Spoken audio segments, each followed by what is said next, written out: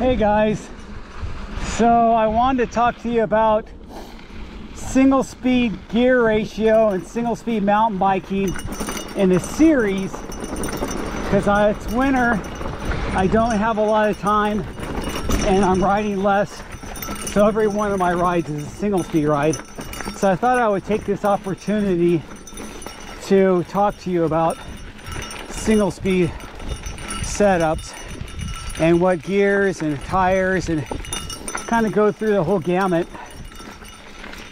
of what I think you should consider when you're putting together your single speed or you're riding your single speed, trying to dial it in and, you know, kind of work with you and your suggestions and your dilemmas, if you will, about choosing the right gear, choosing the right, not just gear, but choosing the right tires, whether to use flat or SPD, what type of setups that you might use with handlebars and stems and saddles. Of course, saddles are very personal, but you know what I'm saying, your components and everything like that. So the biggest thing that you always hear people talking about, and the biggest thing I get asked about, is what gear ratio. So that in itself is very subjective and determined upon your variable factors, and some of those variables are probably the biggest variable is what trail are you riding.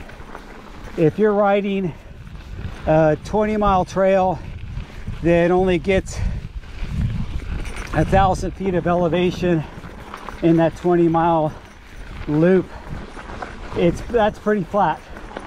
So it would be probably easy to surmise that you could run a gear that's a little bit harder to pedal for most people that are not riding in those conditions.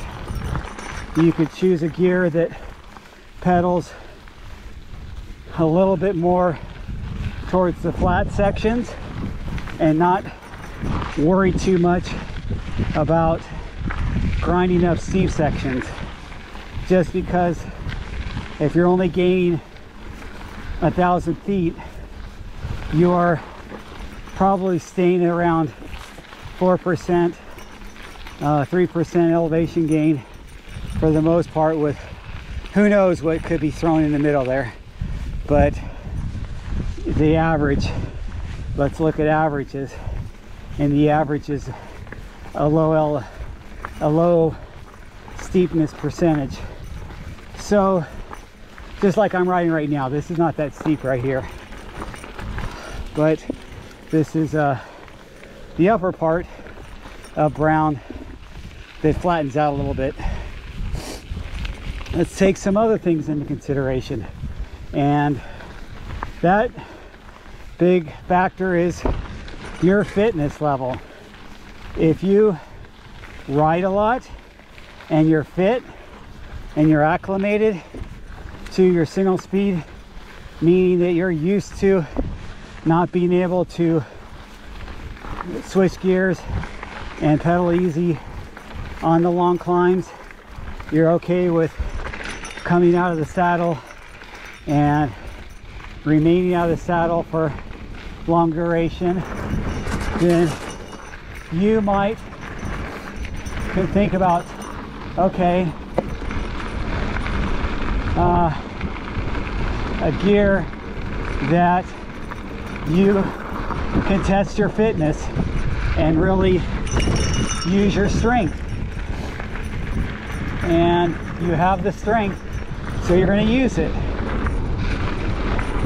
Another factor is your tires. Tires are huge variables with tires, okay? If you're using Durable, double down, real grippy, thick casing tires. Like, let's say you're using a very common one, a Maxxis DHR XO Plus or double down, then that's a lot of tire, especially if you're using the bigger sizes like 2.5. I don't mess around with anything smaller than 2.5. I have a 2.6 on right now, but it's not a DHF or DHR. It is a Maxxis, and I'll show you later. It's a Maxxis Recon, which is an XC tire, but being a 2.6 and being on a super wide I-35 rim really helps spread it out and take advantage of those corner knobs and the width of the tire to kind of make up for the XC grip, if you will, because as you know, an XC tire is not known for great grip or great braking. It's meant for racing and getting up hills, and that's where races are won in XC races. So if you're running a thicker or big knobby tire, then your gear ratio is going to want to accommodate that, because you're going to be having that extra friction and that extra torque that is needed to turn that heavy or more grippy tire. Also, the tire design plays into that a lot. If you have a tire design that's more spiky knobs, more for mud and loose dirt, it's not gonna roll as fast as a tire design that's made for hard pack and XC racing. I mean, look at this trail right here. You don't get any smoother than that. So this has some really nice smooth sections in it for the most part. So I don't even get concerned about having more XC tires on this trail. Maybe on Lower Brown or El Prieto, I do like having some more trail or enduro type tires, but up here I'm fine.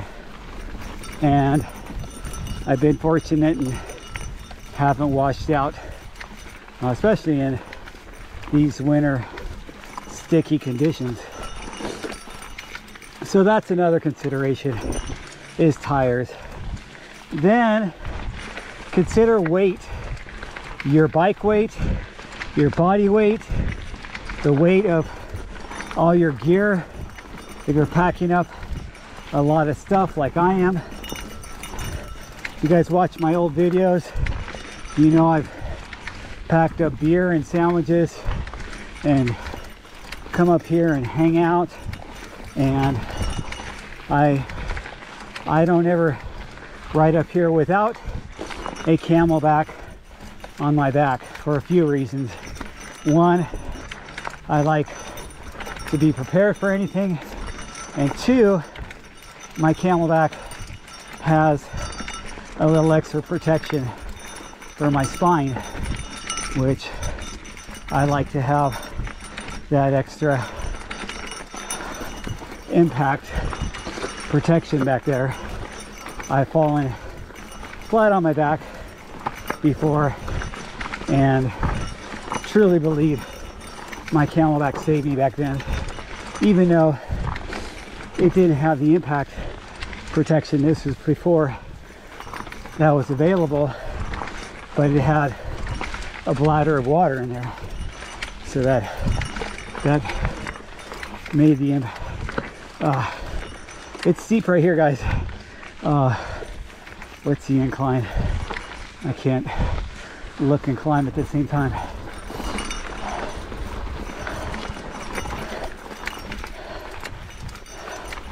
Anyway, so this will be part 1 in this series of how to set up your single speed, some considerations for beginners and intermediate and maybe advanced, but guys that are more advanced and with geared bikes and still consider themselves beginner with single speed.